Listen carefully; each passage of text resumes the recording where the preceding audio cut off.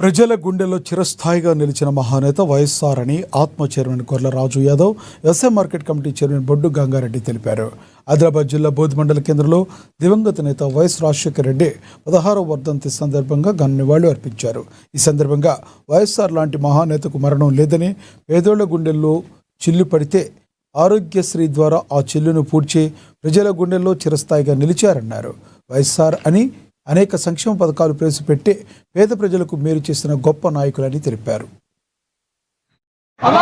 గౌరవనీయులు doctor YS Rajasekhara Reddy గారి మరణం తెలంగాణ రాష్ట్రానికే కాదు, ఆంధ్రప్రదేశ్కే కాదు, అప్పటి భారతదేశానికే కాంగ్రెస్ పార్టీకి తీరని లోటు.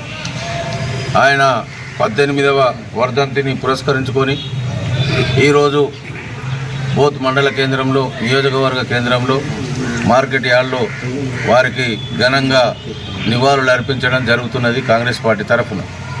మరి ఆయన చేసిన సేవలు ఉమ్మడి ఆంధ్రప్రదేశ్ రాష్ట్రంలోనే గతంలో కానీ ఇప్పుడు కానీ ఎవ్వరు కూడా చేయనటువంటి కార్యక్రమాలు రాజశేఖర రెడ్డి గారు చేసిన ఘనత ఆయనకే ఉంటుంది. ఎందుకొరకంటే ఈరోజు ఎందరో ప్రాణాలతోటి బతుకుతున్నారంటే ఆయన ఆరోగ్యశ్రీ పథకాన్ని తీసుకొచ్చి పేదవాడి ముంగిట్లోనే ఆరోగ్యం అనే పథకాన్ని తీసుకురావడం జరిగింది. అంతేకాకుండా రైతులకు, మరి ముఖ్యంగా రైతులకు విత్తనాలు ఏవైతే అంతకుముందు గతంలో